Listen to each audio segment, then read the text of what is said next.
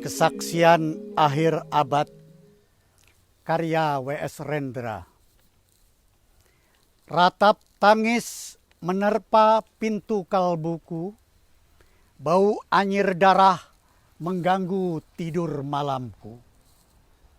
Oh tikar tafakur, oh bau sungai Tohor yang kotor.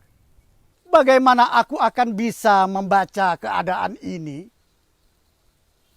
Di atas atap kesepian nalar pikiran yang digalaukan oleh lampu-lampu kota yang bertengkar dengan malam. Aku menyerukan namamu, wahai para leluhur Nusantara. Oh Sanjaya, leluhur dari kebudayaan tanah. Oh Purnawarman, leluhur dari kebudayaan air. Kedua wangsamu telah mampu mempersekutukan budaya tanah dan air. Oh Resi Kuturan, oh Resi Nirarta, empu-empu tampan yang penuh kedamaian. Telah kamu ajarkan tatanan hidup yang aneka dan sejahtera, yang dijaga oleh Dewan Hukum Adat. Oh, bagaimana aku bisa mengerti bahasa bising dari bangsaku kini? Oh, Kajau Lalido, bintang cemerlang tanah Ugi, negarawan yang pintar dan bijaksana. Telah kamu ajarkan aturan permainan di dalam benturan-benturan keinginan yang berbagi ragam di dalam kehidupan. Ade, bicara, rapang dan wari. Oh, lihatlah wajah-wajah berdarah dan rahim yang diperkosa muncul dari puing-puing tatanan hidup yang porak-poranda. Kejahatan kasat mata tertawa tanpa pengadilan. Kekuasaan, kekerasan, berak dan berdahak di atas bendera kebangsaan.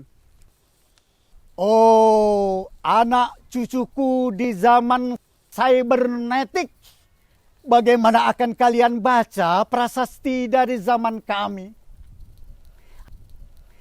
Apakah kami akan mampu menjadi ilham kesimpulan, ataukah kami justru menjadi sumber masalah di dalam kehidupan?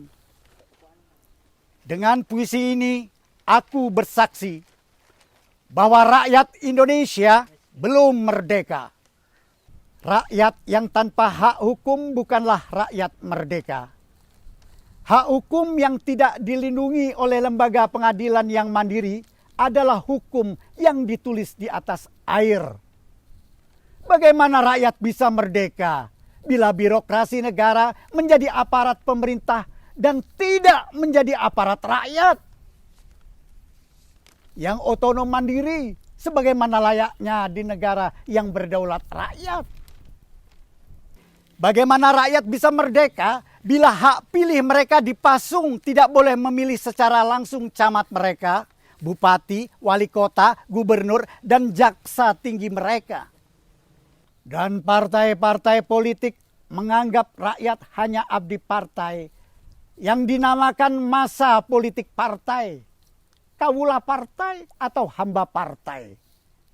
Bagaimana rakyat bisa merdeka bila pemerintah melecehkan perdagangan antar daerah dan mengembangkan merkantilisme dan deles, sehingga rela menekan kesejahteraan buruh, petani, nelayan, guru, dan serdadu berpangkat rendah. Bagaimana rakyat bisa merdeka bila provinsi-provinsi sekadar menjadi tanah jajahan pemerintah pusat? Tidak boleh mengatur ekonominya sendiri, tatanan hidupnya sendiri, dan juga keamanannya sendiri. Ayam, serigala, macan, ataupun gajah, semuanya peka pada wilayahnya. Setiap orang juga ingin berdaulat di dalam rumah tangganya. Setiap penduduk ingin berdaulat di dalam kampungnya. Dan kehidupan berbangsa tidak perlu merusak daulat kedaerahan. Hasrat berbangsa adalah naluri rakyat untuk menjalin ikatan daya cipta suku yang penuh keanekaan kehidupan dan memaklumkan wilayah pergaulan yang lebih luas untuk merdeka bersama. Tetapi lihatlah, selubung kabut saat ini.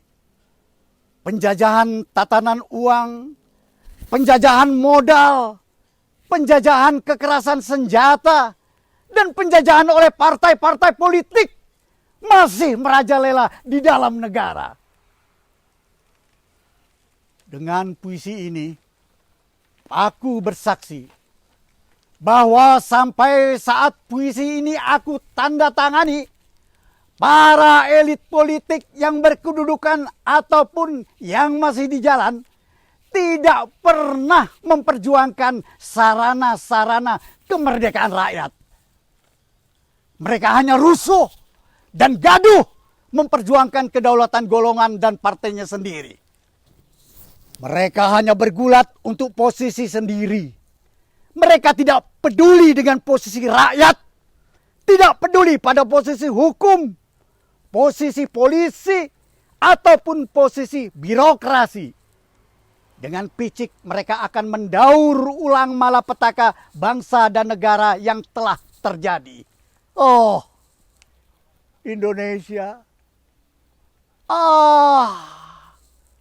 Indonesia. Negara yang kehilangan makna. Rakyat sudah dirusak asas tatanan hidupnya. Berarti sudah dirusak dasar peradabannya. Dan akibatnya dirusak pula kemanusiaannya. Maka sekarang negara tinggal menjadi peta. Itu pun peta yang lusuh dan hampir sobek pula. Pendangkalan kehidupan bangsa telah terjadi. Tata nilai rancu, dusta, pencurian, penjarahan, dan kekerasan halal. Manusia sekedar semak belukar yang gampang dikacau dan dibakar. Paket-paket pikiran mudah dijajakan. Penalaran amarah yang salah mendorong rakyat terpecah belah. Negara tak mungkin kembali diutuhkan tanpa rakyatnya dimanusiakan. Dan manusia tak mungkin menjadi manusia tanpa dihidupkan hati nuraninya. Hati nurani adalah hakim adil untuk diri kita sendiri. Hati nurani adalah sendi dari kesadaran akan kemerdekaan pribadi. Dengan puisi ini aku bersaksi bahwa hati nurani itu meski dibakar tidak bisa menjadi abu. Hati nurani senantiasa bisa bersemi meski sudah ditebang putus di batang. Begitulah fitrah manusia ciptaan Tuhan yang Maha Esa.